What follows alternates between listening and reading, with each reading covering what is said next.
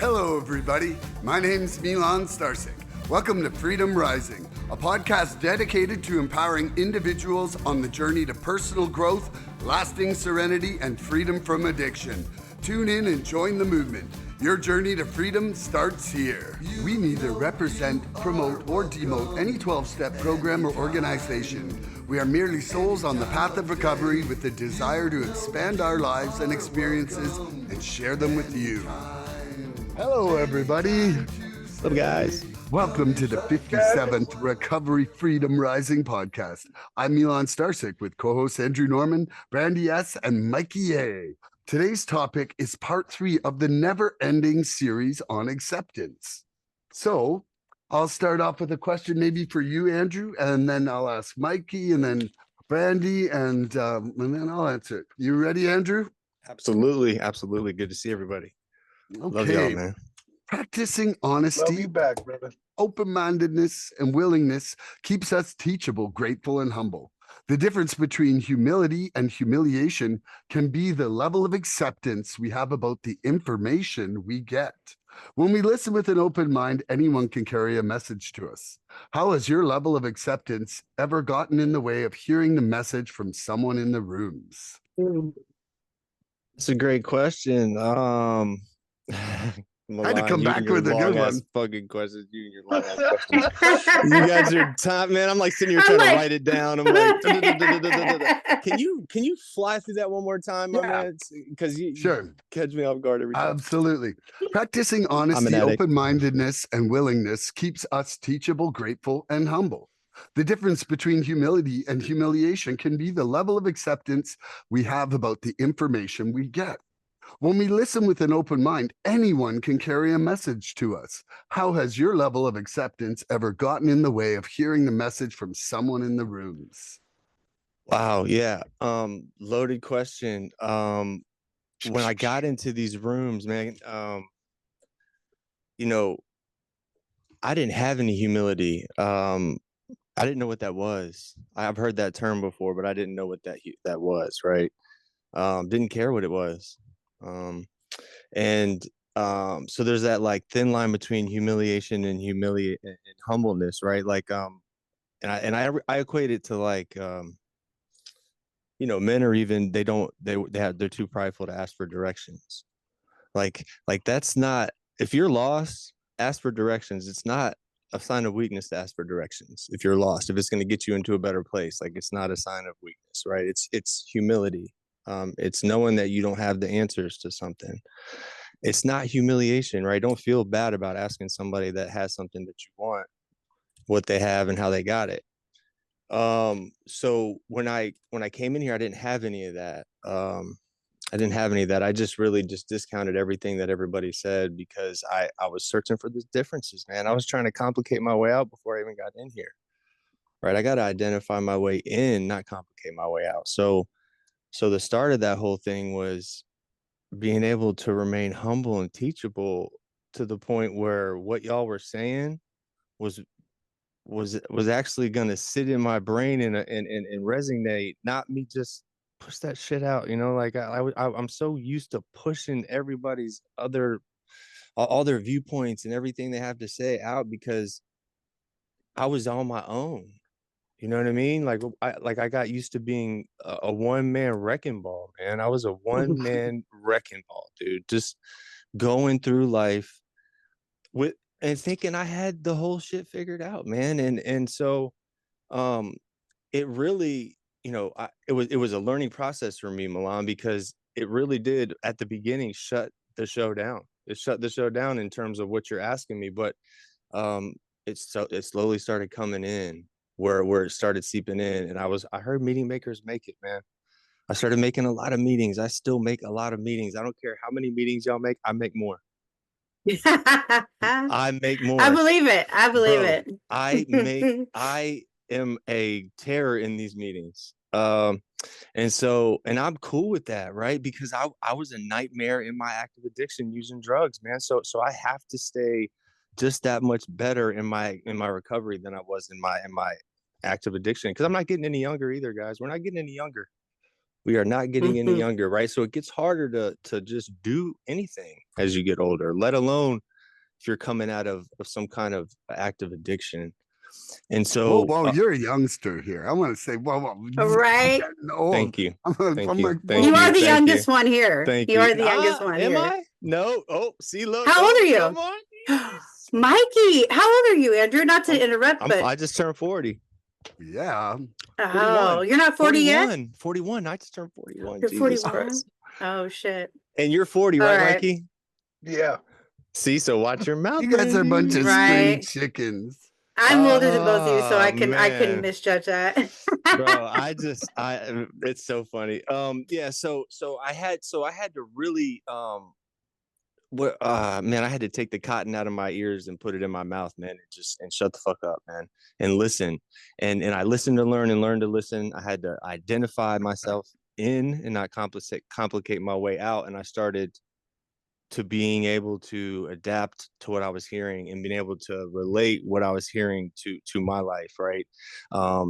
And not think that everyone was going to hit this home run share for me that was going to pull me out of active addiction, right? I'm going to get little pieces and little nuggets of things. And it was uncomfortable at first, man, sitting in these meetings. It was like my God sat me in these meetings and was like, sit the fuck down and shut up, man. And it really humbled me. It really humbled me. And it, because I was trying to still come to terms with acceptance, right? Of that, the fact that I'm an addict, that I'm a drug addict. I had just came out and said, hey, I'm a drug addict, right? And I can't undo that the world knows, right? God always knew, I always knew, but now the world knows. And so that's a big step once we get in here and once we're able to go, man, I'm not alone. I'm not alone. And I can relate to all these people. And there's so many people, hundreds of thousands, if not millions of people doing the same thing I'm doing. And they're here to help me too. And that's the only thing they want to do. That's their primary purpose, is to help me do this. All these people, I got Right? all these. That's their primary purpose. I thought it was a lie, man. I still feel like it's a facade sometimes, but this fellowship is absolutely truly amazing. It tightens you up on what you need tightened up. What you don't know, it teaches you. What you need, it gives you. What you're longing for, right? You get in droves, man. If you work it right and you're honest, got to stay honest. Got the honesty, open-mindedness, and willing. That's the how to this program. HOW, man. That's the how to this program. So you gotta stay right with the how of this program. Honesty, open-minded, and willingness, or we're done. I mean, I don't know what we're doing. So and we'll pass it to Mikey. You want me to repeat the question, Mikey? Because I like it repeated myself. Yeah. Yeah, sure. Absolutely. Go ahead. Okay. Practicing honesty, open-mindedness, and willingness keeps us teachable, grateful, and humble. The difference between humility and humiliation can be the level of acceptance we have about the information we get. When we listen with an open mind, anyone can carry a message to us. How has your level of acceptance ever gotten in the way of hearing the message of someone in the rooms? I really like this question because immediately my brain goes to the message, not the messenger. And my level of acceptance sometimes, man, because I've been coming to the rooms for a long time, and I really like the last answer. And in short, for me, that answer is very simple. As long as I can let down all the preconceived notions that I have, I can allow my personality to kind of dissolve away a little bit, because I've been around the rooms where, I've seen people, and I've sat in the rooms with some people that are sick. Some are sicker than others, right? And there's a lot of these outside issues, if you will, and it clouds the way I listen to somebody, right? And I had to learn to remove me from the situation a little bit. And it doesn't matter if I like you or not, right? I love everybody, but it doesn't mean I have to like you. And I'm a big person. I like to watch how you operate. I like to see if your feet are matching what your mouth is saying. And sometimes it's just not the case. And that's okay, right? I don't worry about that today. I'm not taking your inventory. I'm worried about my side of the street and how I allow myself to be able to get with a little bit of humility. And I was taught very early on that if I encounter somebody that I don't particularly care for, and they're sharing or anything, just picture them sharing in my voice, and that allows me to I let like go of that. all Like the that. other stuff that I might hear. Right? I might just discount it because I'm listen. I'm a very honest person. You guys probably know this by now.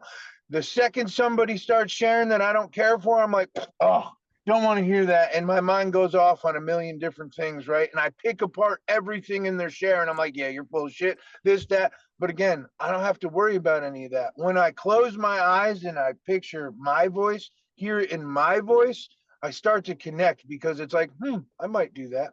I might do I that. love that. Oh, Yeah, I Yeah, love I that shit. do. I do like that a lot. it's huge because that part where you ask like the humility and humiliation, like there might be some stuff in that person, not all the time, but there might be some things in that person that I recognize that I've either done myself or I'm in the process of doing, or anything of that nature, man. And when I can come to that part and have that level of acceptance that like, okay, like they belong here too, they deserve this too. It clears up a lot of that stuff in my brain that otherwise would tell me like, bah, whatever. Because when I was actively using, man, I judged the shit out of everybody and everything. It Mm, didn't matter. Like closed mind immediately. I love that he just brought up that how part because that open mind is huge for that, yeah. right? That open mind Yeah. is huge to be able to just let that go and try and listen for a message. Yeah, Yeah. man. Yeah. I love that. I like- Yep. Perfect, Mikey. I'm gonna use that tip right there I like for that shit, man. myself. Yep. And Miss I like Brandi, it too.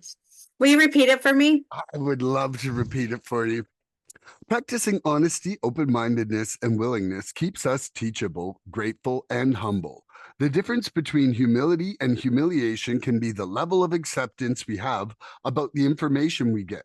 When we listen with an open mind, anyone can carry a message to us. How has your level of acceptance ever gotten in the way of hearing the message from someone in the rooms? So I love this, and I'm going to go like further back, like the beginning of my recovery, because when you first said the question and then the great answers, I just couldn't get this out of my head. So I was first in treatment, like I didn't really, I was accepting that I was in treatment, and that was about it. But I wasn't accepting much more than that. And I also went to treatment, cherry picking my recovery. Like I'm only here for one thing. Like the other shit is not a problem for me, and I don't even want to talk about it, kind of thing. And so I remember talking to a girl, and she had talked about how when she was pregnant she used it, and her daughter's got issues now, and I was very I was not accepting the fact that I was an addict and any mind altering of substances. I can't just say I'm just going to stop this one thing, because obviously we know that doesn't work like that. But in the beginning, I wasn't. I thought accepting the fact that I would go to treatment was enough at that point. And so I was very ignorant. And I was like, well, I mean, I'm going to do it when I get out of here. I'm sorry that that's what happened to your kid, but it's not a problem for me. So I don't know what to tell you. And I think about it still today. I did without even understanding the amends thing. It didn't sit right with me. The next day, I apologized to her because it was very rude of me. But I wasn't willing to hear anything that she was saying, because I was not accepting that at all. Like that, you can't tell me that this shit that grows from the ground, you buy it in the store, is a problem. It's not a problem. It's the stuff you make under your kitchen sink that's a problem.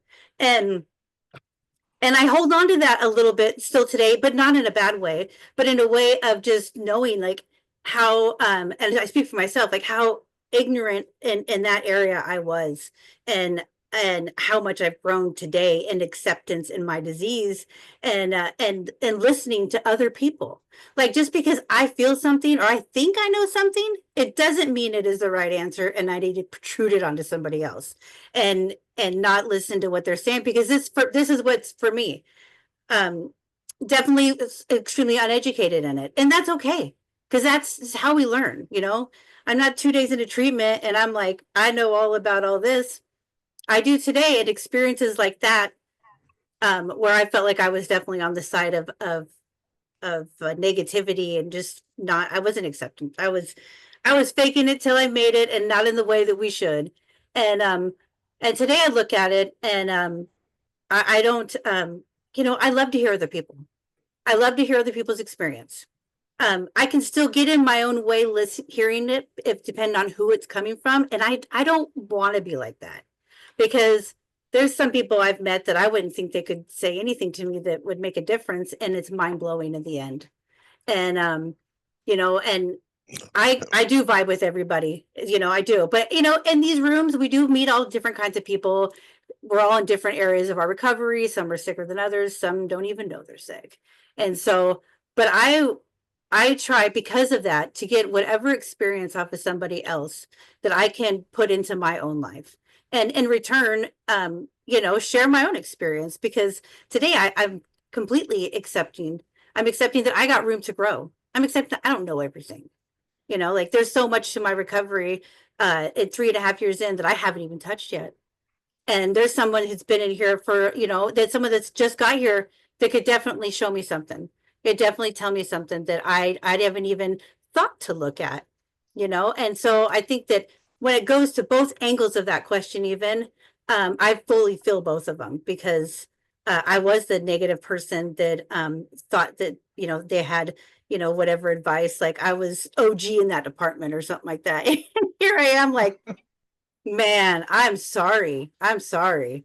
But today I try to not let outside and outside issues, I guess I'd say, but like, maybe differences defer me away from hearing the message of Narcotics Anonymous and recovery, because to me that's powerful in any form, in any voice, and in any accent. I'd say language, but I don't know much, but barely English sometimes. So it's the acceptance goes even in interacting with someone else, and being willing to be open-minded. Because today I know I don't know it all. I know that I think I know what's best for me and I go for it, but I need to listen and be open-minded to really know the right thing. I can't just go off of my feelings and what I think I know. Yeah, that was a big one for me, because I was just like, that shit ain't nothing. I don't know what Oh, you're talking. please. Yeah. And now I'm like, Who you talking to? because and it's everybody's experience. I was taking her experience and stomping on it, because I thought that I knew what was best for me and her. So I try to completely stay open-minded to anybody, even if I don't keep what they say and I just take what I need. That's fine too. I love that. That's I it. love that. Love that. I love Thank you, that. Brandi. Diversity is So- a great strength. Yeah. Yes. So nice to see you and hear from you again. Yeah, so for me, how has my level of acceptance ever gotten in the way of hearing the message from someone in the rooms? You know what? I heard a really funny saying when I was just down south from this lady from Alberta. And she said, how long does it take to judge a room full of people? She said, exactly 1 hour if you're the type of addict I am. And I was like, boom. And so I feel like that nails. Fucking hilarious. Yeah. She's That's like, funny. I don't care how many people are there. She's like, I can scan the whole room and figure you all out in 1 hour in my I want to brain. talk to that lady, not hang out with her. I Yeah. want to talk to her. Yeah. But I That's just funny. thought, how perfect, like how perfectly laid out, because I felt like I have scanned the room and sized up everybody at different moments, Hmm. sitting there and looking around, and how wrong I have been about some people, like Yeah. my like, literally the word prejudice has pre and judging in it, Oh yeah. Wow. and that it really is something that happens that for myself, I'm going to embark on another step 4 and step 5 right now in the next couple weeks here, because I just realized that some of the shit that I thought I had gotten over, like I said, oh yeah, that's gone, that resentment's gone, it's not. And I realized it's actually at the root of a lot of my anger. And so like I'm tying this in because it's like sometimes I will be sitting in a room and somebody's shit talking of another person or shit talking of the program or insulting something to do with, you know, how that group is, whatever, it makes me angry.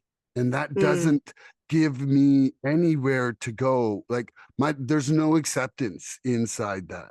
And there's no compassion happening at Yeah. that moment for that. And so, you know, like my lack of acceptance and my reaction like that is holding me back, and I see that, you know, and I realized that a lot of that for me actually comes from growing up in a very, very rough neighborhood. Like anger was my solution to remove pain. The quicker Mhm. I punched somebody out for survival was how pain ended as a child. And it's just like I've realized that that has just kind of still sat there, maybe not in violent form, but in actual just reactionary anger.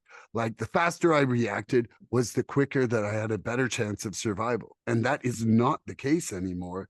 But Yeah. it's like, you know, it's like things hanging on from when we were cavemen as people that, you know, that aren't serving me anymore.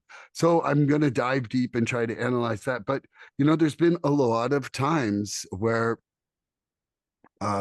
like I felt jaded, and yet, you know, like had to stop myself, especially with a Zoom meeting, like, you know, had to stop myself from muting somebody, because those people are also the people. Like there's just times where I felt like I'm like, holy shit, this is like verbal abuse at this moment. And so Yeah. then it's like I either have to turn it down, I either have to pause it, or I have to leave for my own sake of mine. But it's like that is just cuts off the whole thing of what a meeting is. A meeting is two or Yes. more addicts sharing. And if I'm not there to catch, who's going to be there to catch for me? Yeah. That's Yeah, that's a big part a of the great problem. point. And I feel that it's way too easy to have a judgment on someone instead of acceptance. And so, you know, like this is part of my never-ending quest for acceptance, is that, you know, I'm not perfect, and neither is anybody else. And you know, and that's where I feel like maybe, you know, just surfing for the right group for yourself, you know, because there's always going to be some people you don't like anywhere, you know. You can love them, not saying you don't love them, but Yeah. but the thing is though is that, you know, life is too short for me to surround myself in a situation where I'm not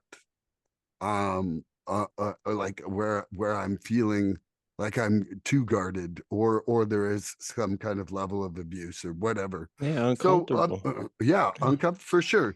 So I mean, you know, there's acceptance and there's boundaries, and I Yeah, think that leaves kind of it up to, you know, different questions. Andrew, you got a yeah, question for I do. Mikey? I'm gonna pass I it bet down you to do. Mikey. All right, Mr. Mikey. So, in what areas of your life, obviously now that you're in recovery, are you most critical of yourself?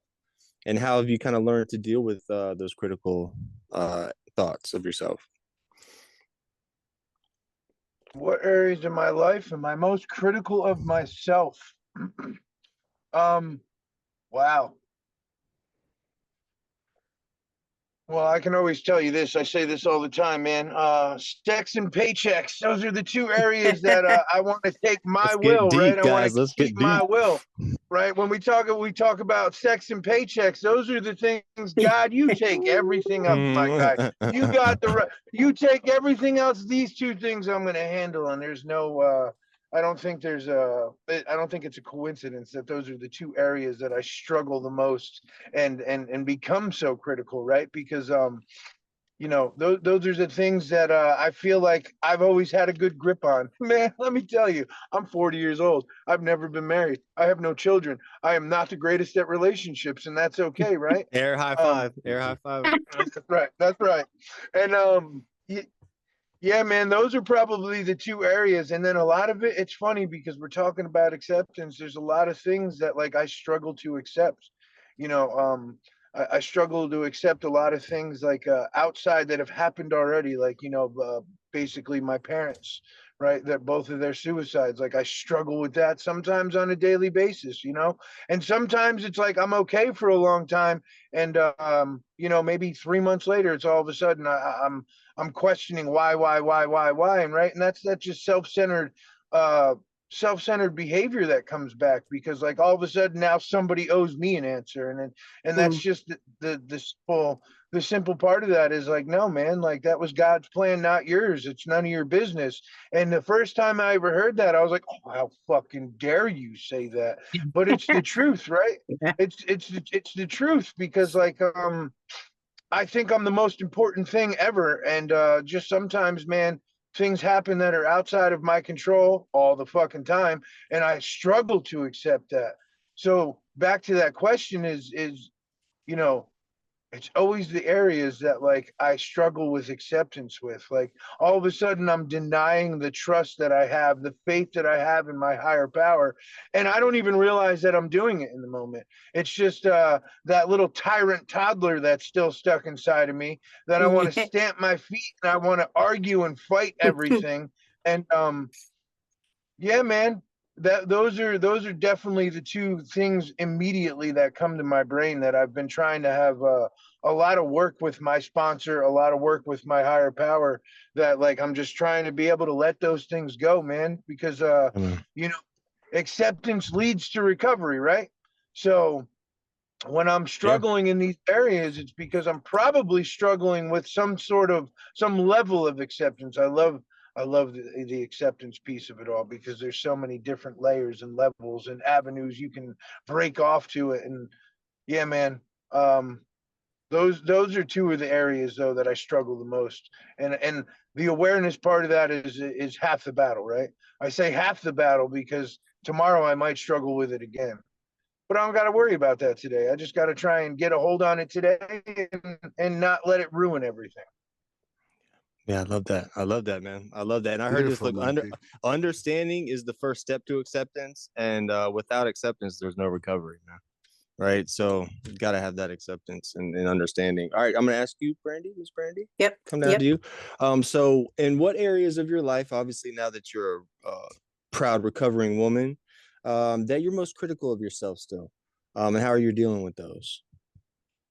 Um, for me, I've spoke on it before. Like obviously, that my addiction's not just to drugs and alcohol. There's like food, sugar, in particular. I still struggle with that kind of stuff, but at the same time, I don't know if I would make that my answer completely because I feel like I acknowledge it, and I'm not gonna. I don't struggle with it like I did with drugs, but also I didn't have the tools that I have today, and so when you acknowledge something today, it's hard to just dismiss it, and so maybe that'll be something I'll kind of always struggle with, but I've accepted that I'm just gonna not give up on it, and at the same time, but thinking about outside of that area, because I could just talk a podcast on sugar alone, um is accepting a couple different kind of things, like accepting the balance that I have in my recovery, and and the balance isn't just like you've found that balance and you don't have to worry about it anymore. Like I kind of always have to, and I say that not so much in a bad way, but like I'm married, I got kids, and so they want me, but I want to be a part of my recovery, and sometimes I feel torn a bit. Not, I mean, I always find a way to make it work out where everybody's happy and I'm happy, because it's my recovery, so that it comes first. But there's other factors in it, and but there's sometimes where it seems like a struggle. Like, okay, I wish, I love my husband. Thank God he's not right here. Just leave me alone. Just let me do my recovery, and then But it that doesn't always, always happen. So maybe it's a control thing, even because I just want him to just do whatever I say, and that's not ever going to happen ever. I mean, and that's fine. It shouldn't be like that. But it's just the finding that balance of it, and uh especially with my kids and stuff and them getting older, but but again, this, like I said about the first thing, this program has given me the tools to be able to know that I need to have a balance, and to also to know that sometimes it's off, and it's okay, because I'm not gonna, the world's not gonna end over it. And, and to go even further, I have a hard time accepting, and this is very closed-minded. I have a hard time accepting other people's disease and activity disease, and like, why don't you want what I have? Like, why won't, And so, and that's is about me, but it's about the other person a bit, but that's a hard one. I just am not always willing to accept. I can only worry about my side of the street. I can't control anybody else's actions. I am a control freak, and I have a hard time accepting why someone can't see something for how I see it. And why don't you want that? I don't get it. And again, it's not necessarily about me, but it is about me. It's about because it does affect me in a lot of ways. So like, acceptance itself isn't just always about me and my persons only. It's about how I look at other people and how I look at my marriage, how I look at my parenting. And in the end, with all that being said, it's not like it's what's like, it's not pumbling all over me. Like I come to terms with it, and I come at peace with it, and I process stuff. Like I don't let it like torment me, but I definitely, it does, still sit there, and I still can, when it gets brought up, it can be one of the first things I think about. And like I want to be able to accept everybody no matter where they're at, and not let them affect me, not let their lifestyle, their attitude, whatever it is, affect me and how I feel about myself and about them. Because I just want to love the parts of them that I want to love, and and I don't want to deal with the rest. But sometimes that's just what comes with it. And so it's, yeah, accepting other people. I give you a lot of answers right now, so you That can was a take good. whichever one you That want. was dope. But it's, yeah, there's a lot to it, I think. But in the end, I'm grateful for the tools I have today to be able to talk about it. So that's Love it. my answer, I'll though. take a stew of all those answers for you. I love that. Yeah. I love that. All right, Mr. Milan, you ready? So, in what areas of your life now that you're in recovery are you most critical of yourself still, and how are you dealing with those? Okay. Well, for sure, I would say number one would be the timeline of my defect removal and my Mm. shortcoming removal. Ooh. I keep coming with Yeah. a level of expectation that I should be better. And I Now. should have got that. I thought I dealt with that. I thought that was gone. And there's just sneaky little recovery defect monkeys peeking over my shoulder, like, whoa, I was just dishonest. Oh my God, I was angry. I had expectations. And so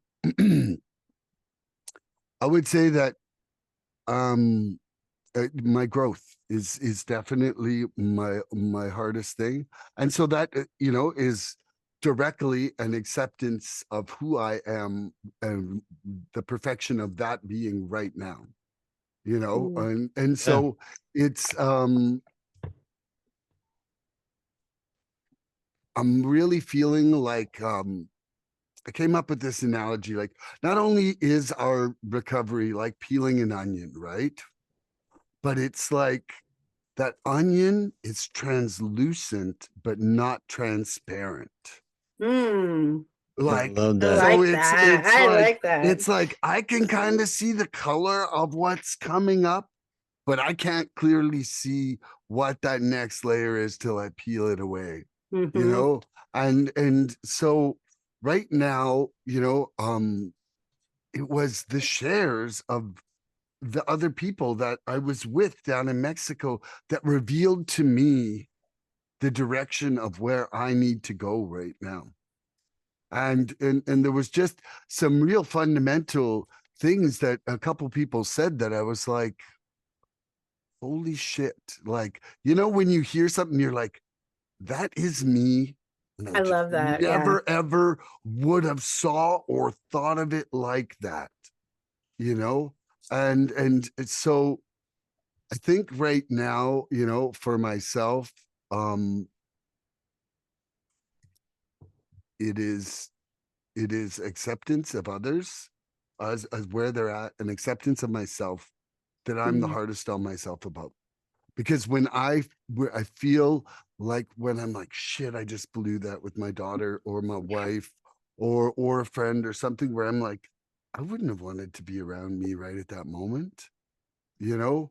And it's really fast, rapid things where I'm like, is this like, sometimes I wonder if it's like a shortcoming or brain damage, you know, because Yeah. because I have had some head injuries while partying that were pretty fucking like kind of like mushy in the back of my head kind of thing. And it's like sometimes you hear about people who've had like, you know, people like Roseanne Barr or Chris Farley or stuff who had like brain injuries and it changed their personality and made them much more reactionary. And Mm. so it's like, you know, it's something that I question, but I'm going on the premise that I can work on it for now, you know, Yeah. and that it's just not like a permanent problem because that would be a whole nother level of acceptance of like accepting that I'm a dick forever. I don't know if I want that. Yeah. Yeah, so I hope that answers the question. And now you, Mr. Andrew Norman, would you Yes, like to sir. read yourself the Yes, sir. question? Y'all all literally took all of my answers, and that's okay because literally as you were hitting it, and Brandy, you were hitting it, like you touched on the not acceptance, but I have it written down here somewhere. It doesn't matter. I was sitting there just yes, yes, yes, yes, yes, man. Acceptance and awareness. That's the word I was looking for. Mikey, you hit on awareness. That word I couldn't find that word, but you touched on awareness. Awareness and acceptance go hand in hand. So what I'm having a problem with, what I'm still critical of is I, not people pleasing, and kind of meeting people where they're at. I have a real hard time meeting people where they're at and just praying for them. It's Yeah. really tough, man. It's so tough because, and we've talked about the people pleasing before, where it's a form of dishonesty, of self dishonesty, right? And that's going to go anti self acceptance every time, right? So, if I'm focused on like you and your issues, right? Like I'm working on a relapse. If I'm focused on me and my issues, I'm working on recovery, right? That's a big difference. If I'm focusing on what you're doing, I'm That's going down, you know? And so, I was told there's no need to be perfect, right, to impress other people. It's how you deal with those imperfections that you have is how you can provide some level of hope to other people, right? You don't need to be perfect, man. Just do you. And so I have to meet people where they're at, man. You said keeping your side of the street clean. Look, I really have a hard time shutting my mouth when I want to interject, because I don't like a lot of people, man. I love everybody, but it's more and more. The more and more I sit in these rooms, the more and more people I'm starting to not like, man. yeah. And I say Tater. that with a heavy ass heart, man, because Yeah. I don't want that. And I'm hoping that it's just, look, this is the rest of my life. So I'm hoping it's just one of these. I'm in this down slope of people for where I'm just like, people fucking suck right now. And so, Try working in and restaurants look, for 21 years. but look, I'm doing it right. So, I've got three fingers pointed at me. So I've got to do some inward soul searching on this thing too, because obviously, if everybody else is the problem, who's usually the fucking problem? Yep. Yeah. So I'm okay with that. Like I know that that's where I'm at and where I should be, and I wouldn't be able to even recognize that if I was still in active addiction. Mm. And it's so, and it's about not having to live up to your expectations, to be who you want me to be, because you don't have enough self-esteem of your own. Does that make sense? I don't have to try Yes. to live up to who you want me to be to be somebody because you are lacking some kind of self-esteem, right? And you're projecting that onto me, that I'm not doing the right thing because you don't have enough self-acceptance of yourself, right? And so that's where I gotta spin it, man. Is like, if that shit's coming at me sideways, I'm gonna pause, right? I'm gonna pause for a minute, and then, depending on the situation, I'm gonna consult my sponsors, my support network, you folks, my roommates, you folks in this room, and then pray about it, and then come to some kind of a decision about it, right? And know that and go confident into that decision with it, and whatever comes out of that as an outcome, I'm going to be okay with it, because I did everything I needed to leading up to it. I did all the right steps to make sure I protected myself and my recovery leading into it, knowing that the outcome might be whatever it's going to be, but I'm going to be okay with that. I would always see the fail stage and everything when I was in active addiction. Before I even got started, I'm already projecting the fail stage, whether that's a simple conversation with another person or getting a job. I mean, it's the simplest things and the hardest things. We can complicate a fart, right? Like we will complicate. It'll just be complicated. Well, somehow we got to figure it out. And look, well, it'll get lost. It'll get lost in the sauce over here, and then we'll be like, oh, we forgot. Man, we just have a way of doing that shit, man. And so, look, the magic you're looking for is in the work you're avoiding. If you got to do the step work, because what happens is it makes you understand that step 4, at the end of step 4, you're not going to have that long laundry list of people there to say, I'm sorry, Milan. You're going to understand that it was you, Andrew, that did all this fucking shit, man. And you're and you really have a lot of amends to make to yourself, first off, and to a lot of people around you, if you want to continue in this recovery thing and stay spiritually tapped in, man, to that God of your understanding, because you're not going to be walking around here in the shadows in these rooms, not standing up for yourself. Like, you either, the people who kind of like come in and then fall off, we see the ones that are going to come in here and make some kind of an impact, long term, and we try to bring those ones that are on the outskirts in, but we can only do but so much, right? We do everything we can. Clean time celebrations, we pump the shit up, we try to make it a loving atmosphere at all times. And so yeah, man, again, there's no need to be perfect to impress other ones, man. Just inspire others by how you deal with your imperfections. Yes. And so that's how I've kind of had to live by it now that I'm getting clean. But yeah, it's the meeting people where they're at. It's really tough for me, man. It's really tough for me. And not judging right off the bat. You hit on that, Milan. I judge. I don't care what you say. Everybody judges. But as long as we can kind of tone that down, right, judge and not maybe act on it, maybe not say something outwardly, maybe not, it's okay to keep it in here, right? Yeah. Just keep it in there. You don't have to say everything. You don't have to say everything, man.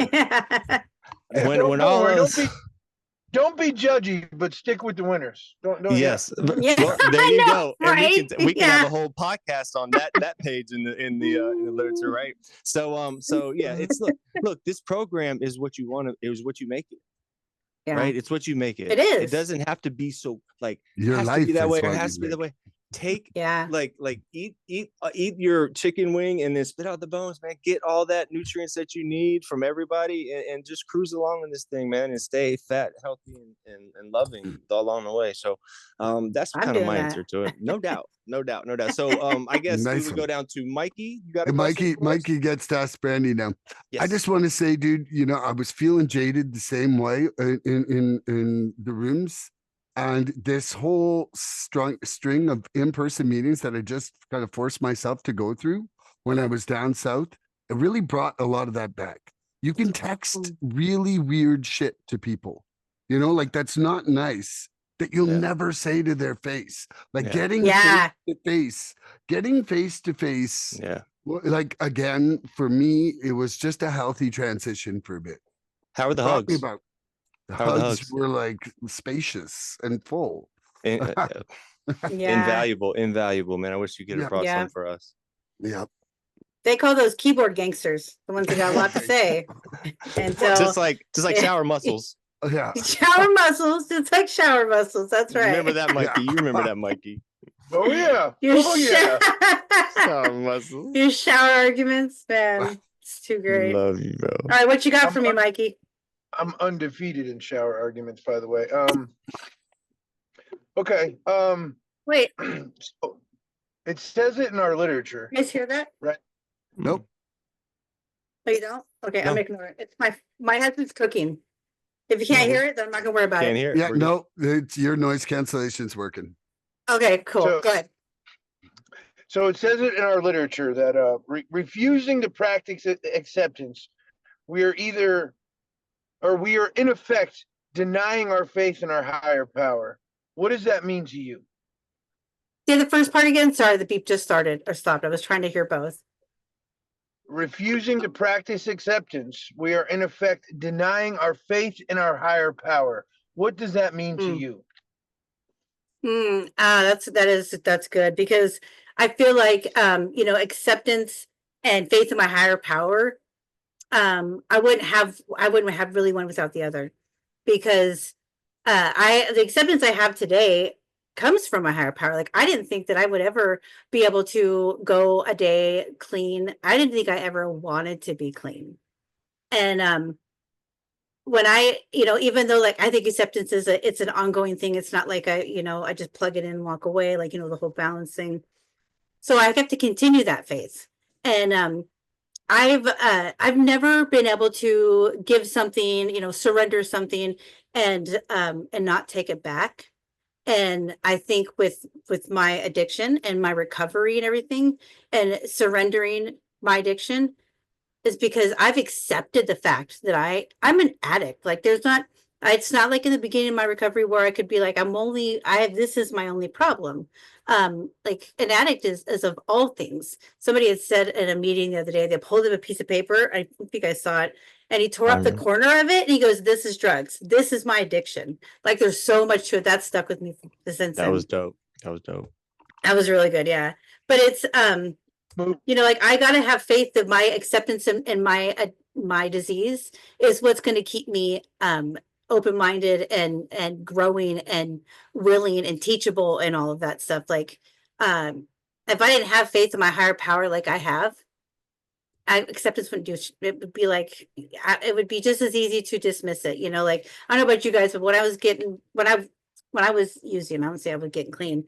I give myself these big old pep talks of like, I'm not ever going to do this again. This is my last bag, and I'm going to just be better at things. And the next day, it was like all that pep talk I said to myself was like locked up in a box in the back of my head, and I didn't remember any of it. And that's because I didn't have faith in the fact that I could accept that I wasn't even an addict. At that point, I wouldn't even tell anybody that I was an addict. It was, everybody knew, but I do fully think that they just go hand in hand, because I can't, and sometimes it's easy to, like, even though I got a lot of faith in my higher power, sometimes I freaking forget I do. And I can get in my own head, not necessarily about drugs and alcohol, but just about other things. And, like, the key to it is the acceptance of it, because if you don't accept something, how do you even believe it? How do you even go any further on it to try to know more, or to be able to, like, own it, like accepting to Not own possible. something. Yeah, if you don't believe it, you don't, like, I know from the beginning that when I finally did like, surrender and like everything, it wasn't me just like, okay, I'm ready. I had faith that I could make it through that day. I had faith that I would still be able to want to learn more about my disease. I used for 30 years. And so I had to have faith in the fact that I wasn't going to use tomorrow or the next day, because I had to, like, learn how to put my pants on different. Like, I didn't know how to do anything without being high.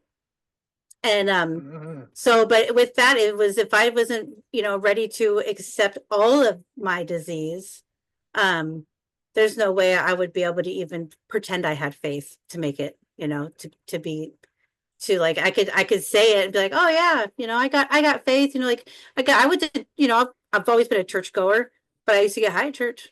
So, until I was really fully acceptance. Yeah, really fully acceptance, to be able to grasp the faith that I really wanted, so it's powerful. Those two things are very powerful together. And they could be alone, but they don't do what they can do if you hold them together. That's my answer. I love that. I love that too. That was great.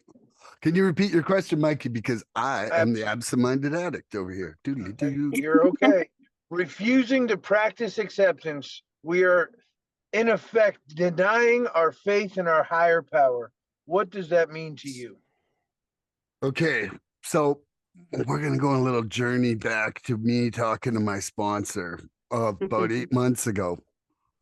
And let's talk about step 7.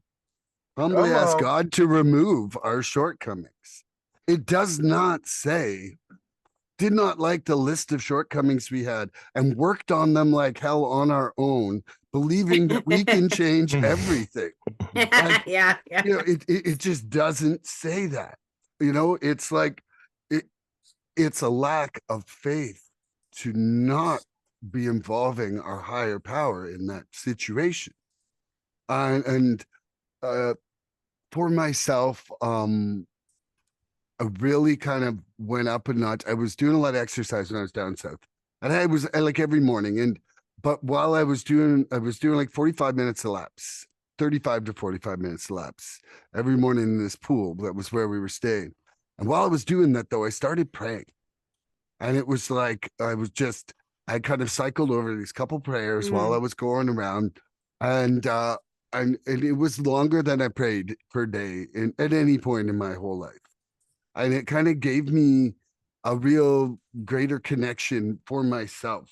And, acceptance is sort of, to me, acceptance is like the transition of self-will to God's will. Mm. For me, it's like that very moment of acceptance means that I'm letting go. Yeah. And it was like something I thought about, like, well, the very first part of all my prayers was the serenity prayer. And and like really there was somebody at one of the meetings I was at, and they were really dissecting the serenity prayer in their share.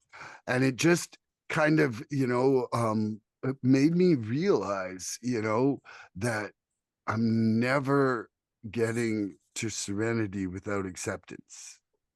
Like it's like that. And so in order for me to get to that little blissful 6 and 7 utopia that I talk about all the time for myself, Yeah. in order for me to get there, then that's what I need to have. And a big part of it is for me to have faith that I can have help, Mm-hmm. And to see that help is really there, and to start having trust in it. And so, in trying to bring myself into my breath and my thoughts, and actually, like, just try to clear my mind enough so that I'm able to get myself in that mental state. Like Yeah. I had, like I stopped drinking coffee over the last, whatever months. And even while I was in Mexico, I thought, oh, I was going to have a few coffees around or whatever. And I had two. I had two. And they were very early in the day, and they were not like overly strong ones. They were more like treaty ones mixed with ice creamy kind of stuff. But the thing was about it was My kind of that coffee. it was because I didn't want to change my frame of mind. Mm. Like I knew that for myself, I've identified that 3 to 4 coffees offers me 0 serenity. Yeah. Yeah. Like I am just not able to access a point of acceptance and satisfaction when I'm jacked on coffee. And it just doesn't happen if I have 3 or 4 teas. Like, and I'm drinking black tea. I'm not saying I'm caffeine free, but what I'm saying is that my bodily reaction to it is different. And for me, it's a whole process of me trying to figure out how I can be a host for that connection and that reaction. And if I can't get myself to a point of self-acceptance, I'm going to never have acceptance for you. I know that now. Yeah. And so it's just like I'm trying, and failing and succeeding and failing and succeeding in different directions, but I'm trying to get myself to a point that I have some self-esteem and some love for myself again. Mhm. And because it was really, that was in such a pitiful state. And um and part of that is amends, and the only way that I can make my amends to the people that I'm loving is by being able to love them. Yeah. Yeah. Yeah. I love that. I like that. Yeah. I like that. I like that, man. I love you, Milan. I love I you do too. too. I love you guys. Is it my turn? It is your Yes, turn. sir. All right. So refusing to practice self-acceptance is going to deny that higher power. If I refuse to deny my self-acceptance, everything else after that's a lie, man. I feel like the honesty piece gets snapped off right there, right? If I'm not accepting who I am, like that whole how of the program doesn't even start. That honesty piece, as we talk more and more and we get into these discussions, I realize how much honesty is really everything, man. Truly accepting yourself honestly for who you are. And that doesn't come by just like going, okay, I'm going to finally take in all these thoughts and this is who I am. It takes a lot of work, man. It takes a lot of work, but it's freeing, right? It's freeing. It frees us. It frees you from that hellhole that you've been in, man. And these steps are the keys to freedom, right? So I've got to stay honest, right? Honesty's the honesty, honest sharing is the antidote to our disease thinking, right? There's so many things tied to honesty. Mm. So I've got to stay honest. It's kind of like one of those things where, like, if I'm not being honest, like, why the fuck am I getting up in the morning? Why do we even do anything if we're not going to just be honest with it? Like, if we're uncomfortable, say something about it. Like, what are you doing? The whole honesty, I think we've gotten so comfortable in lies and being like, I was a pathological liar almost. Yeah. You almost have 3 or 4 ready to go at all times for anything that's coming your way. And bro, that is no way to live, man. That is no way to live. That's why you see people who are on drugs and they're just like all wanged out because their brains are they're so segmented, man. There's no organization. I believed all my shit. I believed all my shit. Yeah. And you can't tell me nothing. I had myself fooled. Yeah. Look, our nervous systems and shit, it'll always choose that familiar chaos. It's going to always choose that familiar chaos. Like, unfamiliar peace doesn't happen until you learn how to deal with things differently, right? Like lean into that unfamiliar peace, man. That's that is the part that I think I spoke about it in our morning meeting this morning a little bit about that. When our natural body and our instincts goes back to that familiar chaos, when you want to lean into that unfamiliar piece, right?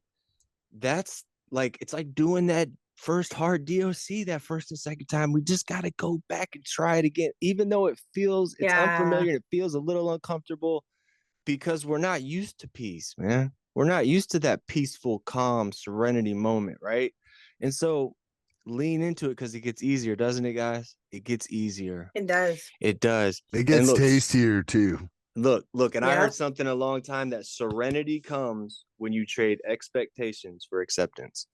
Ooh. Yeah. Ooh. Oh, that's so good. I got my nipples hard. I'm going to say that one more time. That's really good. Serenity comes when you trade expectations for acceptance. So it's I can't. I gotta write that down. I'm going to say it one more time. Serenity comes when you trade expectations for acceptance. And I had seen that a long time ago, man. And that really hit different with me, right? Yeah. And self-acceptance, what it does is it opens up the possibilities of me succeeding and other opportunities that are going to come my way, right? If I'm accepting of myself, I'm going to be more apt to succeeding in whatever I'm doing, right? Because why? Because I'm not fighting myself tooth and nail the whole time, right? I'm used to fighting my ass. I'm still succeeding, even though I'm fighting my ass tooth and nail. Imagine if I let that guy go.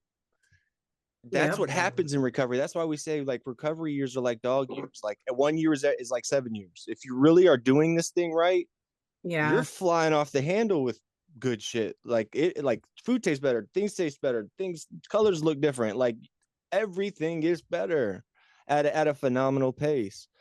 And so obviously it doesn't happen on drugs. Got to stay off drugs. Fuck drugs. Hashtag fuck drugs will be the new thing. That's gonna be the new bumper sticker for this thing. And then you got to lean into that unfamiliar piece. Unfamiliar piece, guys, is something. Those two words don't go together very much. You don't hear those two words jumbled together much. Lean into that unfamiliar piece, guys. As an addict, we don't know what peace is. So if you can find it, even though it might be a little hairy and uncomfortable, whoever is bringing that to you, hang out with them a little bit more. Talk to them a little bit more. Get their number. Give them a hug. Give them a hug. Give them a hug. You know, look, and use your time wisely. Like time is the only thing we don't have back. Time is the only currency we spend without ever knowing what our balance is. Use it wisely, guys. Time stands for things I must earn. You got to earn that self-acceptance. like You better that. save some of them for Wednesday. I got them. Yeah, I like that. They're logged in, baby. Love you, man. And I'll pass it. And I'll pass it. Okay, Mikey, you got to answer your question. Okay. For me, man, so I'm basically treating you guys as a basic tech study, which I love that I get to do that, right? And when I read this line, man, like it brought me to the step working guide where and it asks me, can I move forward without 100% level of surrender, right? And my simple answer to that was yes, I can, right? But it talks about acceptance being the key to recovery, right? And I love that Andrew brought that part up with without acceptance, there's no, or I don't know exactly, but he brought honesty up with it too, right? And I need to remember that my higher power and the God of my understanding has allowed me to survive 100% of my challenging days that I've already had, right? And I need to remember that because I automatically discount that a lot of times. There's so many different levels of acceptance that I need to learn to apply because, I don't have to fully surrender to a situation to be able to move forward towards a solution, right? But I need to accept it wholly, like 100%. Yeah. I need to be able to, because it says in the first step, only complete and total acceptance of the first step can save us. So I need to start to understand and get with some acceptance that, things are just different, right? I love that somebody else was talking about that comfortable in chaos, because that's me. I'm comfortable in my shitty diaper. My brain is wired to be comfortable in that chaos, and I always need to be strumming something up. And me too, man. I confuse silence or I confuse peace and silence my entire life until I found these rooms, right? And it was important for me to learn that, like, I just need to practice acceptance, right? I just need to practice it in all areas of my life, every single facet. And the quicker I can let go of Mikey, and the quicker I can let go of my ego, the quicker I can let go of any judgments or anything that I might have in my brain, the faster this thing starts to just, these puzzle pieces snap into place, right? Because like all of a sudden, like it takes away that grandiosity that I have in my head, because it's like I walk into a room and it's like, everybody bow, I am here now. Like, and once I can learn to just let go of all of that stuff, man, and remember that I have this loving and caring higher power in my life, the God of my understanding, and he's been there this entire time, because I, for a long time, especially in active using, I call it active using because active addiction for me can be anything minus the drugs. Yeah, and I love that that's true. the addict brought that up, because you tear that little corner of piece of paper off and it's drugs, and you got this other whole blank page. Yeah. And it's Like, what am I supposed to do with that shit? What the fuck I am I love supposed to do that. with that thing? because I came here, man, and I thought that putting down the substances was my life was just automatically going to be fixed. And then I found out that Yeah. like I got a whole problem than that. And you know, when Yeah. I refuse to try and even practice acceptance, I deny the faith, right? I deny my higher power of even having that opportunity to bring some clarity into my life, right? I deny my higher power the opportunity of going and sitting in a meeting and listening for a message, listening for a solution. So for me, man, that practicing acceptance part, you know, it's a lot easier said than done on a lot of different things, because just like there's many levels to acceptance, there's many levels to that honesty that I need to get there to have that acceptance. Yeah. And I need to learn. The steps teach me to remove Mikey out of the situation just a little more and a little more at a time. And I'm not perfect, I'm not perfect, but through this process, man, I'm learning that, like, get the fuck out of your way, kid. Just get the fuck out of your way. You're right where you need to be. You're right where you need to be. That's Right. right. Yeah. And I saw That's this one right. time. It was written, acceptance is the answer to all my problems. Close Yeah. quote. Acceptance is the answer to all my problems. I I love it. Man. I think he saw that on my arm right there. Yeah. Okay, Brandi, do you got a question for me?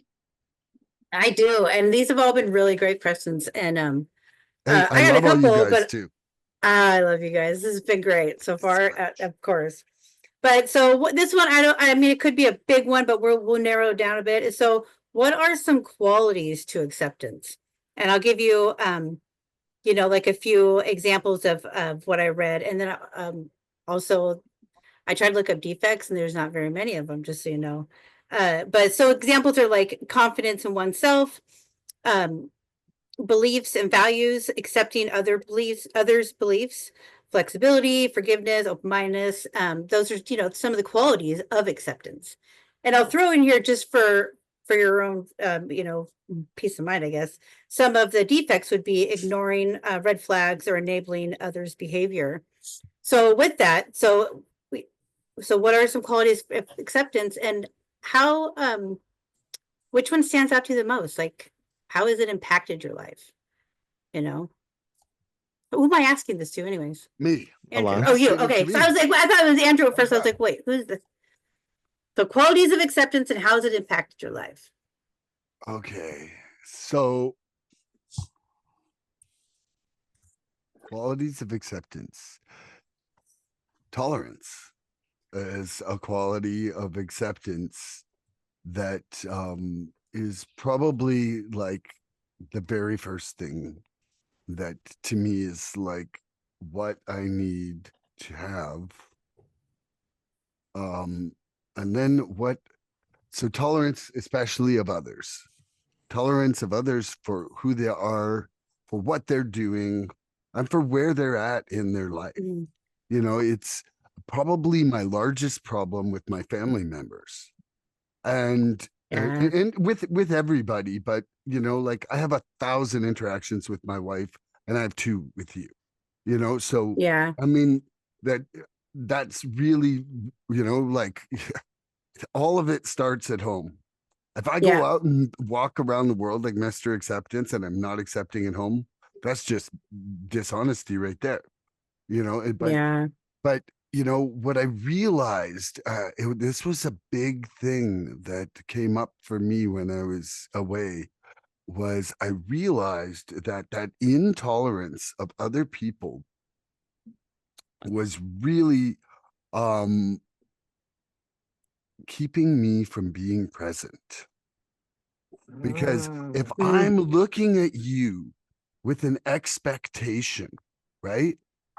I'm living in the future of who you should be. Yeah. Yeah. And I never realized Jetsons. how that intolerance was completely eliminating my chance to have a conscious contact with my higher power. Hmm. Like you can only have that in the present moment. And if I'm not even here right now because I'm thinking of who you should be or who you should have been, like those two things just completely rob me of so many present moments. And so when I can act with tolerance, so that also, so there's that part to the tolerance, but then there's another part where it's like you may lose your self-acceptance because of my judgment of you. Like if you're not in a solid place in yourself, you may lose the belief in yourself, and it may just change your trajectory to somewhere bad. You know, Yeah. like and I thought about it in the sense of my daughter, because it's like, you know, you it's really hard with kids because you want this betterness for them Mm, than you ever delivered as a kid. Like, yep. when you're like, oh, I don't want them to make the same mistakes as me. I remember you saying that on one of these podcasts. And it's Yep. just like, that's an intolerance for their imperfection. And I've Yeah. done the same with my daughter. And what that does is that then we stop them from being truly free to grow how they're going to. Yeah. And it's just like, man, I never want to be the trimmer of the flower bed of their potential, and I Yes. realized that I was. And I actually had this conversation with my daughter when I made this realization after one meeting I was at, and I was just like, man, like, I'm really sorry for this, and I want to try not to do this anymore. And so it was like outing myself to her to try and get past that, because just like we're sharing at a meeting to tell on ourselves, well, it's okay Mm-hmm. to do that with our family members, because then that's going Yeah. to make us accountable. Like, we shouldn't be just doing it with strangers or friends or whatever. Like, it should be something that we do with our loved ones, because I want to gain an accountability on things that I want to change. I love that. I really appreciate you saying that right now, because it really I got a lot from that. I love It that. was a big Yeah. thing for me. Like, like, I'm really not wanting to be who I was, but I'm also really wanting to learn from other people and that I'm hearing from. Like, Mm, man, I got to be at a lady's 49-year cake. This yeah, that's guy, this awesome. guy, this guy was like 41 years in NA, came from this AA conference and sat beside me, and him and I had this talk, and it just blew my mind. And his whole thing, and I'm going to go off topic for 1 second, then I'm going to pass to Andrew, but his whole thing was never stop sharing like you're a student, Yeah. like always. Like, he's like, the second you start sharing like you're a master, then you've lost your seeker part to you, you Yeah. know? And and for me, it's just like this endless quest that I want to learn. And the way that this guy had a serenity about the way he shared, man, where it was just like, Yeah. and I was just like, I just like snuggled into his acceptance and was like, Yeah. I was like, hey man, can you just carry me around for a day like a little dog? Okay, so That's great. I think that one note really for me is that's kind of been my thing recently. Mm. Milan, that's really nice that you describe me like that and that you're talking about me on this podcast. You've already got me here. You don't have to like talk about me in the third, like I'm not here. You can just say, You are hey, too Andrew. funny. I mean, you don't have. I love You you, said you're a bro. big guy. Maybe you I can love carry you, me around man. like I a love you, puppy. Yeah. man. I love you, man. I'd be a You know little what's real funny? chihuahua. What's real funny, I'll say real quick, when I spoke to you earlier, Milan, I could have swore for a second, I thought you said that you popped out of a lady's cake. Like, I was like, for you? That part too. That part too. That's for I another swear, if I was like, someone podcast. oh, asked me, I would in a heartbeat. that's not what he said. That's not what he said. That's so funny. Oh man. Oh, man. So that's a great question. So some of the qualities of self-acceptance, I mean, y'all have all hit on them. It allows me to be more confident, man, in anything that I'm Mm, doing. And confidence is not me coming in here like, man, I'm the shit, right? It's just Yeah. knowing that I can walk into a situation and like figure that shit out. And have that thought process and not be jaded by drugs, and be able to be clear headed enough and follow through with a step to get to a good answer on that, right? What is it? What do I have? Making better choices. It allows me to make better choices through whatever I'm doing. So, self-acceptance is everything. Grace, it allows me to approach situations with more grace and understanding. Because if I accept myself, it means I love myself. And if I love myself, I can accept how you're coming at me a little bit better because I've done some work on myself.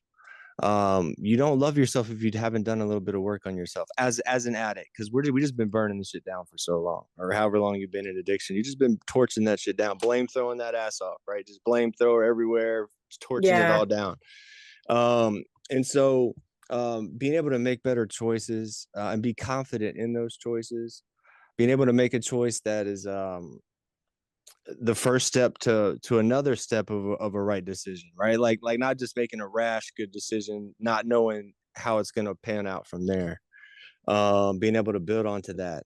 I have more self-forgiveness, more forgiveness on myself. When I make mistakes, it just shows I'm trying, guys. I'm not like, I don't get down on myself as much as I used to. I used to really be like, man, I didn't do that shit. There's no hope for me.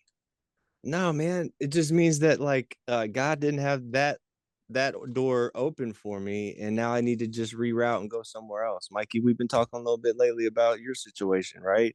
Just gonna put you in a situation where you need to be, and we just got to keep praying on it. And that's how we do it in these rooms, man. So having that self-forgiveness, when people criticize me, I'm less vulnerable to it, because if I accept myself, it doesn't mean that it's any easier. Yeah, there's some shit that hits me sideways. Like Brandi will come and be like, "Did you hear this?" And I just go, "What?" But I can laugh about it today, because we hit on this a lot, man. Some of us are sicker than others, and I've got to be okay with that, right? I've got to be okay with that, and then it obviously it allows me to be, God, more present in the moment. And what happens when we're more present in the moment? We're more consciously contacted to that God of our understanding.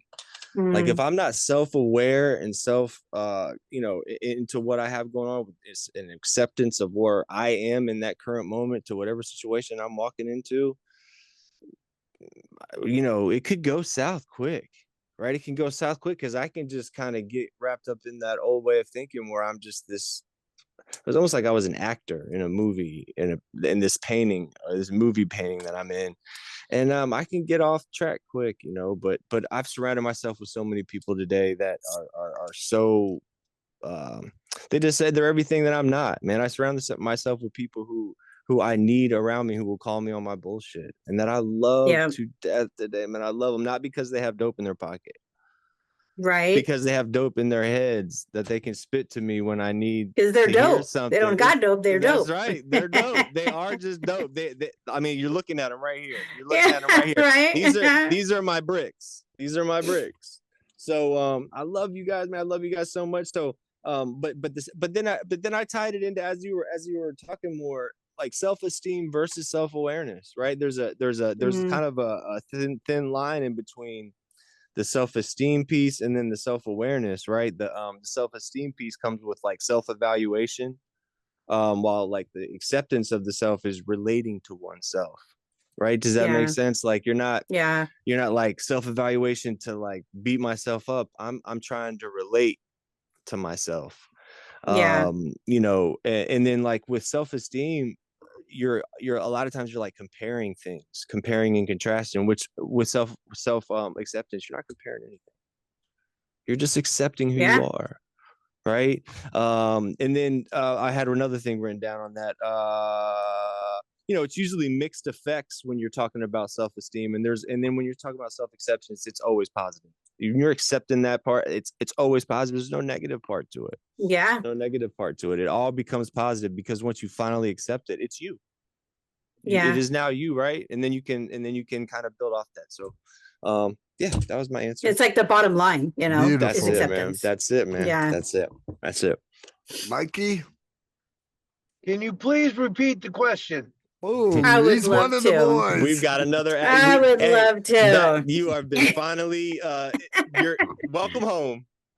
You are Welcome home, brother. accepted. You are accepted. We accept that. You're in the club now. Okay. What are the qualities of acceptance? The confidence in oneself, beliefs and values, accepting other beliefs. Those are just examples. Well, I know when you first read this, the first thing that came to my mind was tolerance, and somebody already stole that because it's a beautiful All my part answers to have been that stolen. thing, right? Yeah. So I like that, right? Because for me, immediately, patience, tolerance, humility, right? Those three pop into my brain. And I know for me, right, I'll just touch on the tolerance part of it is like, it's not exactly in the situation of being like accepting of others. Like, it's not always the tolerance for your bullshit, right? It's the tolerance for my bullshit, right? Because I need to learn to get with that humility piece right behind that real fast and just realize that like I'm not as great as I think I am all the time, man. And like being able to accept somebody right where they're at, man. It was a hard thing for me to do, and it still is sometimes. But right, I've learned to appreciate consistency out of people today, right? Because if you can consistently show me that you're a fucking jerk off, I'm cool with that, right? I can let all that go because it's like I get to love you. You're consistent. I can where appreciate you're that. at, right? Yeah. I get to love you exactly where you're at, right? And that was a huge part of that for me to be able to let that go. And the patience part of that is just learning to be patient with my fucking self, right? My ego is not my amigo. And I love that. I love that acceptance is like acceptance is like that whole encompassing thing, because it is the key to recovery for this addict, right? It is the key because the more and more I fight it, the further and further I get away from even beginning to get to a solution. The quicker I come to accept a lot of things, the faster that like all of us, and I say us, I try and keep it on the I, but I can't do this without anybody else, right? And I need to be taught these things. I love that Milan was talking about just still sharing like you're a student, being a seeker, because that's what this thing is about, man. Like I know a lot of stuff about a lot of stuff when it comes to recovery, but I don't know everything. And that's the beautiful part of it, is I can get to listen to other people's experience and how they apply certain things in their life. And I'm like, oh, maybe I've done that before. Oh, maybe I should try that. And it's just this never ending melting pot of things that I get to pick out. And if I want to try it, I try it. If it doesn't work, throw it away, right? If it don't apply, let it fly. And I learned that a long time ago. And I'm grateful for that part because without that acceptance, I can't even begin to talk about honesty. I can't even begin to talk about willingness. I can't even begin to talk about patience or tolerance because I'm the most impatient addict in this room. And I can tell you why, because right, I've always noticed this even before, and this is obviously, but I'm that addict that will stop the microwave with 3 seconds left because I want what I want and I want it now, right? I don't want to wait for that annoying ding anymore. I want it now, right? Bro, that's why you're my brother, yo. We're brothers, I swear to God. I swear to God, you're my brother. I'm not even joking. Oh, that's so funny. Like, this is fucked up. Like, we read it every day, right? We read it every day if we're in meetings. Just that much faster. I'll stop it on the same number. I'll stop it on the same number even. Every time. Just because I'm so weird, man. So we read it every day, right? Just that much faster do we become acceptable, responsible, and productive members. You know where my brain focuses immediately? Faster. Yeah. Like I want it now. I want it all figured out right now. I spent the better part of almost 30 years using and walking into the middle of the woods. And I expect now, in almost 4 years back in this process, to turn around and be out of those woods. It's not how this thing works. And I got to remain teachable and being accepting of that fact, having the patience with myself to understand that, having the humility in myself to understand that allows me to be tolerant of myself and others. And I really like that question, Brandi. I love you for that question. I love the Yeah, I love you too. That's a good lot of love question. floating around this room. Right? I love it. Even though it's acceptance today, love is still Yeah. love is still always here. Just saying. Just saying. I'll leave it. All right, so I'll answer my question and then I'm going to dip out. But I'm excited I had time to answer it because I do like this question too. So qualities of it, you know, for me, because I'm going to put it on myself more than anything, like acceptance in all areas of my life, especially in my addiction, has taught me and has instilled in me that like the love I have for myself and like, you know, the stuff that I've done in the past and you know, like just the stupid shit I'm sure we've all done, and or even like the hard falls I've had, literally and not literally, were all for a reason. Like I can love myself again for everything that I pitied myself for or I was resentful for. You know, I don't like to be the why me, but like I sure, you know, those moments there, like today I can accept it. Like, yeah, I did some fucked up shit and I you know, was bad to myself. But today I love myself that much more and I'm able to love other people that much more because of the fact of me accepting what was the actual one I was going to say, accepting I guess it'd be maybe forgiveness or open-minded really. Like I didn't think at one point that I was going to be able to feel about myself like confidently and like you were, I think it was Andrew, like I'm no ego for sure. Like that is the farthest thing. But who would have thought, like in my mind, who'd have thought that I would be able to confidently walk into somewhere and say that I'm an addict? And I'm not perfect. I don't know everything. I've done fucked up shit. I've made my amends and I'm a living amends. Where before I wouldn't be able to mutter any of that at all. You know, I was too much self-hate or insecurities, you know, of what I thought that how my life should be or how I should be. Uh, you know, today I don't worry about that. And with that, I'm able to be able to go into my recovery with an open-mindedness and being able to accept other people where they're at, even if it's something that I would think they should do differently. I can accept that, you know, because there was a time that I didn't accept myself at all. So, you know, who am I to judge someone on their journey? But I never thought that that I would want, like I say, want to be clean, not just clean, but want to be clean. And today I have like I can think something and I can think that's possible. I could do that. Where before it'd be like, don't even try. Don't even try. It's not worth it. You're gonna fail and then you're gonna look stupid. And today, so I think it was even Andrew said this too. Like today I'm okay with not doing something right because I'm learning. You know, I just tell my kid Means you're trying, man. yeah, my kid, he was in math. He's like, I didn't do that good. I said, you know, that means you're learning. And he's like, what? I was like, if you knew everything, you're not learning anything. And I hope to always stay open-minded when it comes to myself. Cause I'm not like, I don't know if I'll ever want to get to a point where I'm like, you know, I don't have any more work to do on myself. I think it's just fine, you know, but I will always want to learn and I'm grateful to be able to look at who I was before and who I am today and accept both because today is here because of yesterday.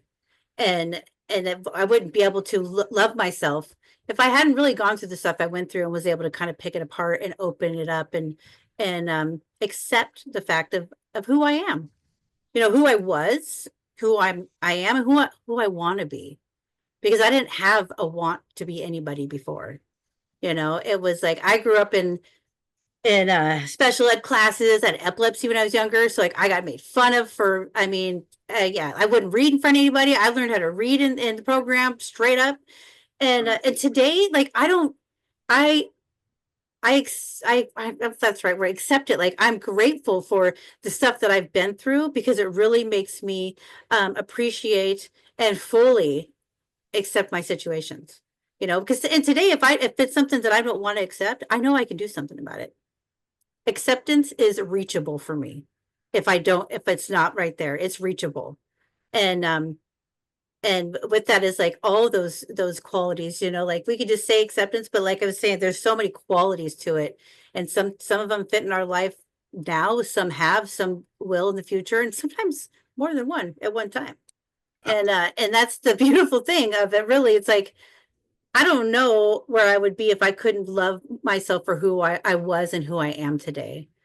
Like I didn't ever, even before I got really into drugs, like I was saying, growing up around kids are mean. They're mean. If you're a little different, they're gonna tell you about it if you You didn't should already have know seen about Oshawa. Ooh, boy. it. Man, yeah, like kids were so mean, and I love myself in so many ways because of that, because of how they were. I wouldn't want to go through it again. I seen my Yeah. kids go through it. I never want to beat up someone else's kids so much in my lifetime. I can't come home and tell me something.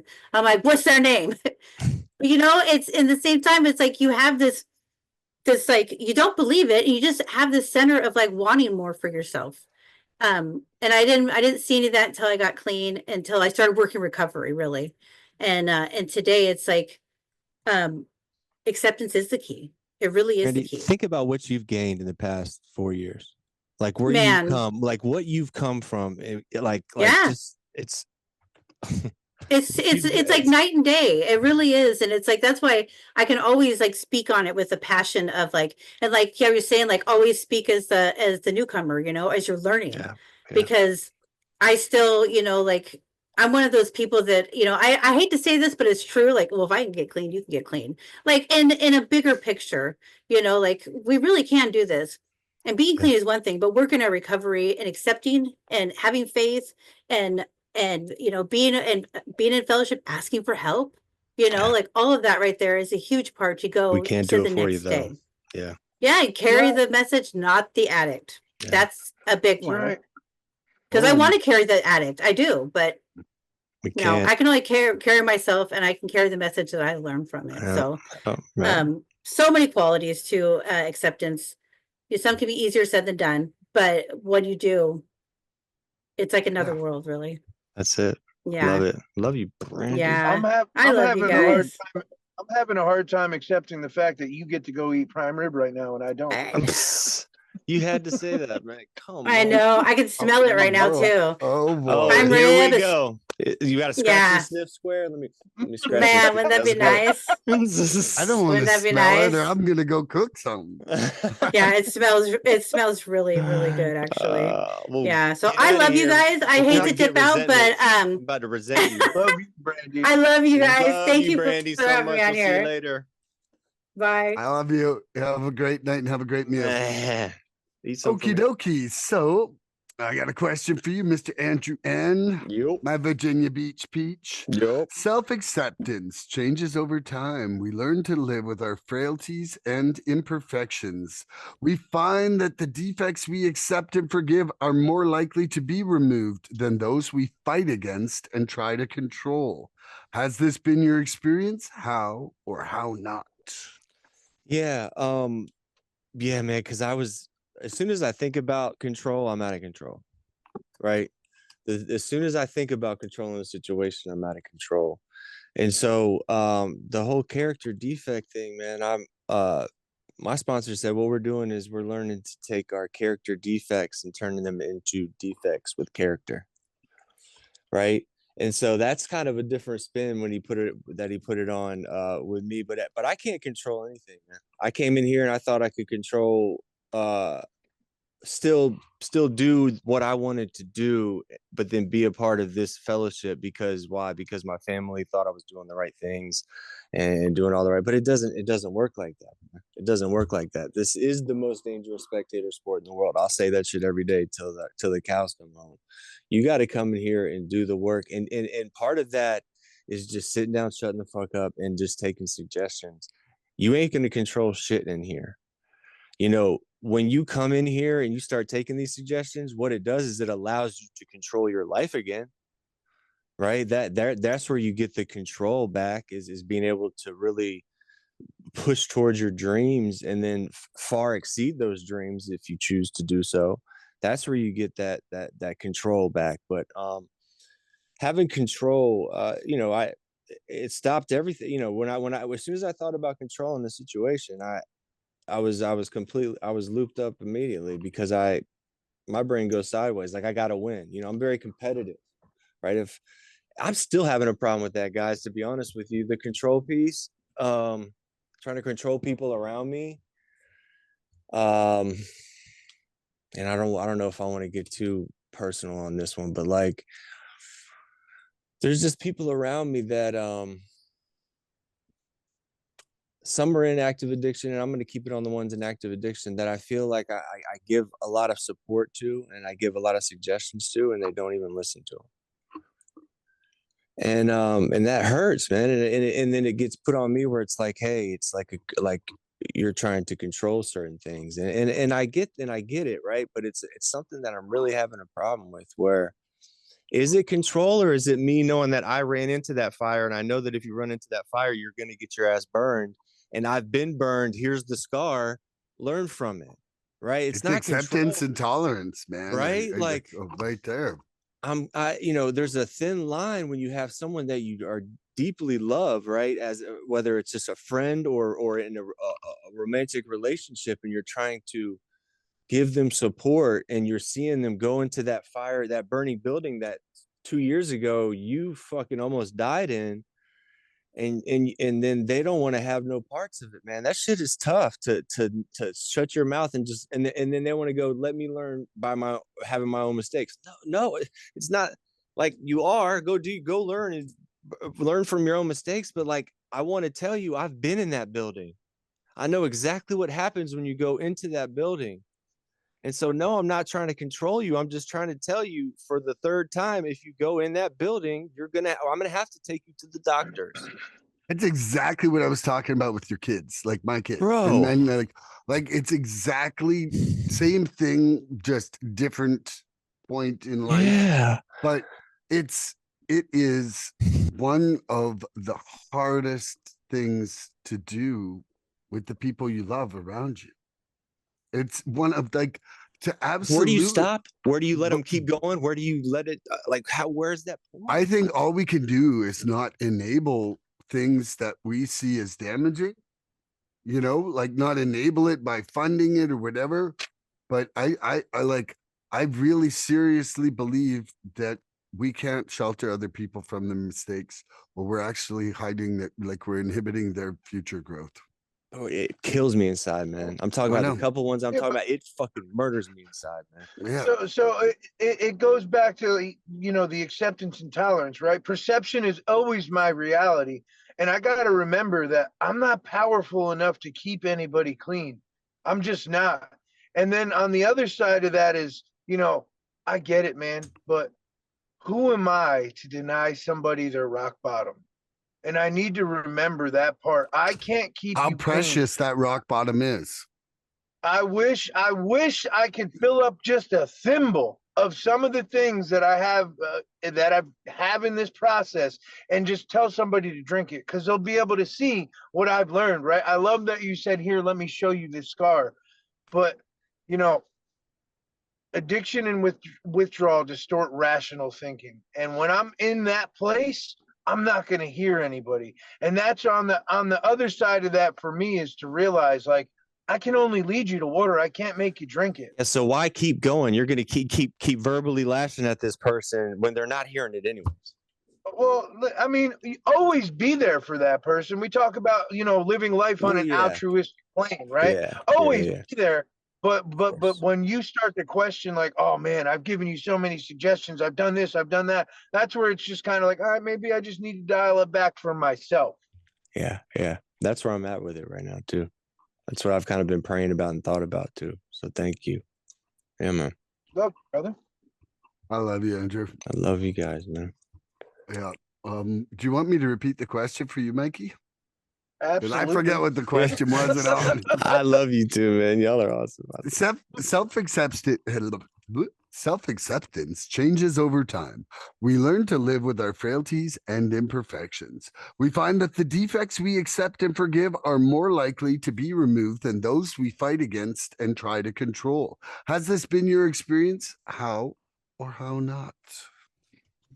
Well, I can tell you that right now I am in process of my step 7. So I love that, like the things that I'm able to let go of is something that the God of my understanding can help me remove a lot faster. But the things that I want to hold on to and fight tooth and nail with, what I struggle with, man, is this is where I put a little spin on it myself. I personally don't like it to be called the character defect. I call it character makeup, right?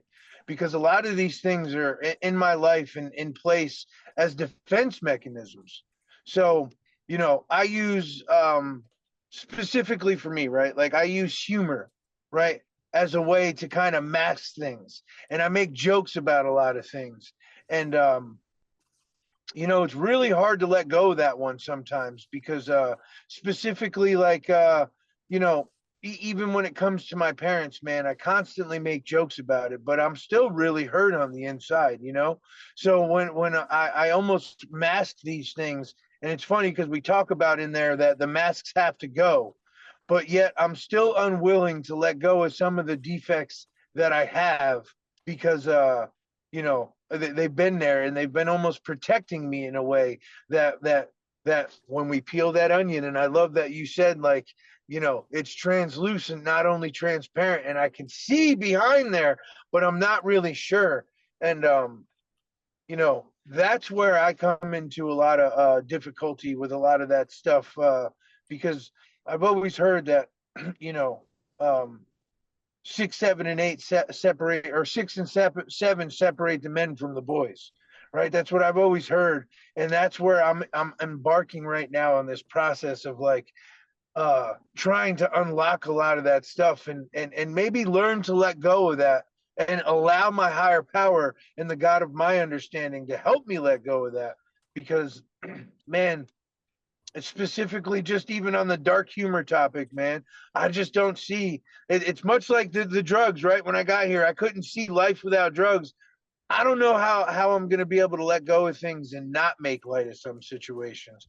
And I say make light of them because like it helps me further process and deal with a lot of things. But maybe that's just a fancy way of saying like I got a cool way of dressing it up and like I can deal with it. I don't know. That's not for me to decide. But there's a lot of it in there that I'm kind of like, maybe I'll let go just a little and see how that feels. And then when I've realized like, hey, I'm okay, like let go of it just a little more.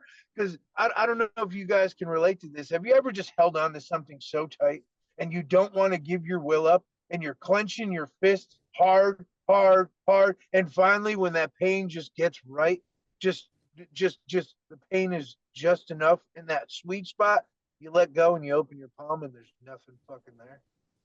In there. Yeah. That's deep, Mikey. Ooh, That's deep, that was bro. like mic dropping deep. That was deep, bro.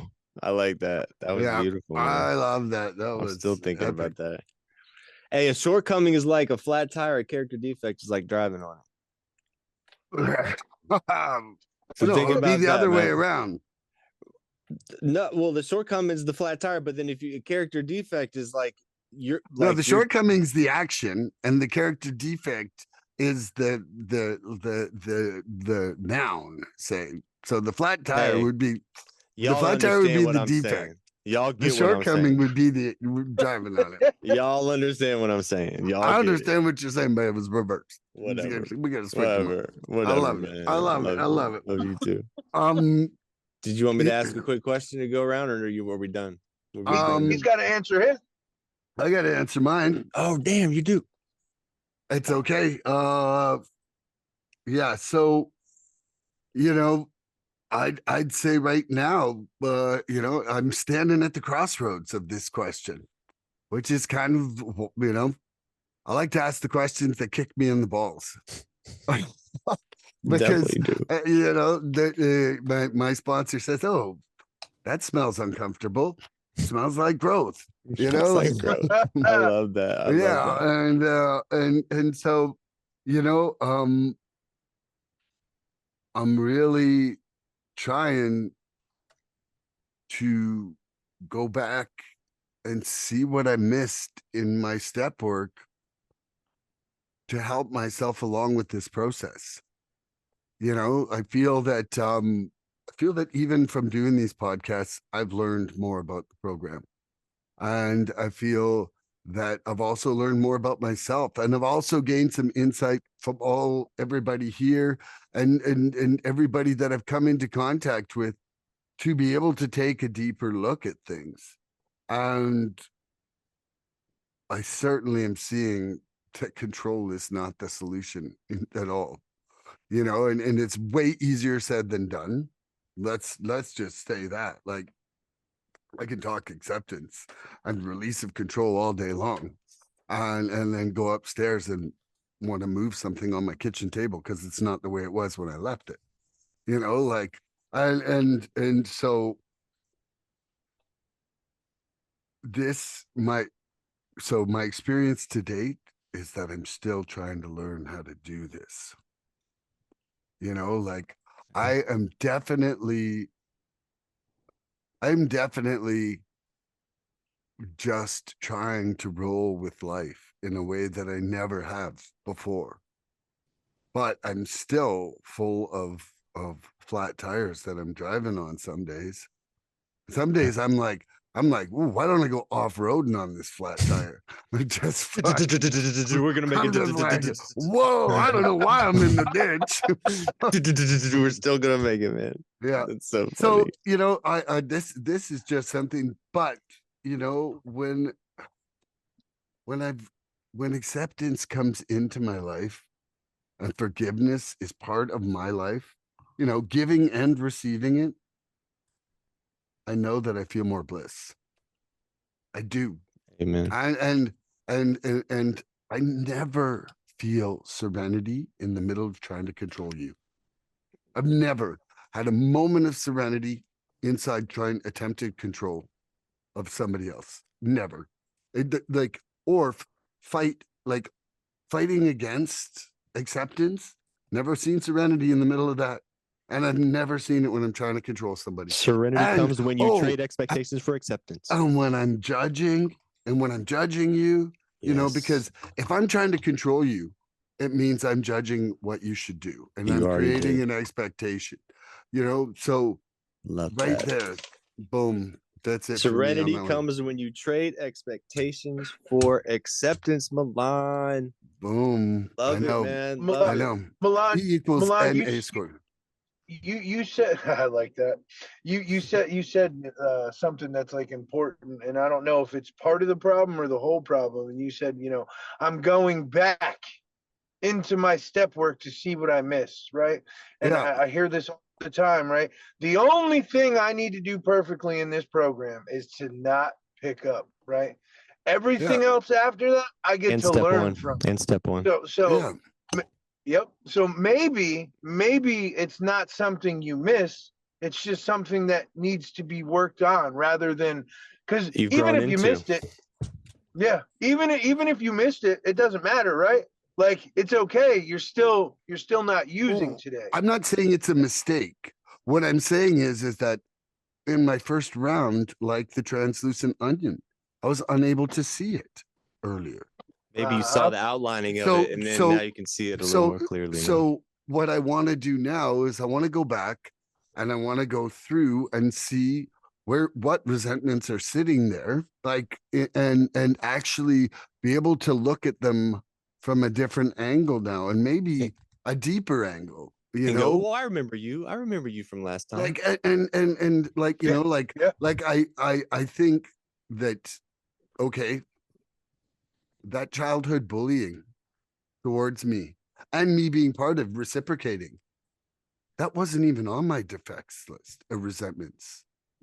And it's something now.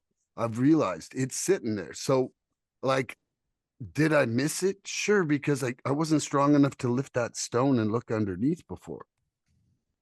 See, Like, do you guys, no, go ahead. I'm sorry. no, say it. I'm okay. Oh, do you guys keep all your step work, like your previous rounds of step work too? Mhm. Yeah, Okay. yeah, yeah. Okay. I was I going to like to go burn it. back and Yeah, I was gonna burn it. I was gonna burn it, and then Make like a one of the copy of it and support burn it. workers was like, "I burned mine," and then the other support worker was like, "No." Make a It's like, copy of it and burn the copy, or burn the original and have a copy of it, and you have a copy of it. That's something if you want to do that symbolically. feel vulnerable having it on paper. Like I'm like, if somebody else ever finds this, I don't want them to see it. It's true. I've thought I about was- that before. Oh, no, like- I got my One very of my first sports sponsors- step I ever wrote locked away. Yes, It's like mine locked. too. one of my sponsors had his girlfriend find his, and it I've broke up heard. their relationship Oh no! because she saw things that he hadn't. Oh, I've never Like, thought it's so- about that. I mean, all I know is that I feel vulnerable having it on paper, but I'm not willing to part with it yet, and there's a reason for that. And I'm just Yeah. like I do need. I'm so absent-minded that I need to look back and see where I was, because it also helps me say, "Hey, I grew." You know what's dope is you can recognize that today. Yeah, That's right. absolutely. You have the awareness. Okay, you know what? I got enough time. Let's do another round of questions, maybe just not super long. But you ask one more question, Andrew, and then we'll call it after that. All right, then. So it's a real quick one. So what is my attitude towards, or what is your attitude towards change, Mikey, and how adaptive are you? My attitude towards change and how Change. adaptive. How adaptive are you, man? Man, let me tell you, one of the greatest things I ever heard, and it's my favorite cliche that we hear in these rooms: nothing changes if nothing changes. I had to learn to change everything, right? They were like, oh, the good news is you only got to change one thing. Bad news is it's everything. And it's true, man. I got to let go. I got to let go of my thought process. I got to let go of my actions I take. I got to let go of this belief pattern that I have. All the things that I had before I came into here, and check it out, right? It doesn't mean it completely has to go. I can just slightly modify it a little bit, right? Because not everything was completely broken when I got here. That's part of the thing that I had to realize, man. And right, it says it in the basic text, like I don't adapt the program to my life.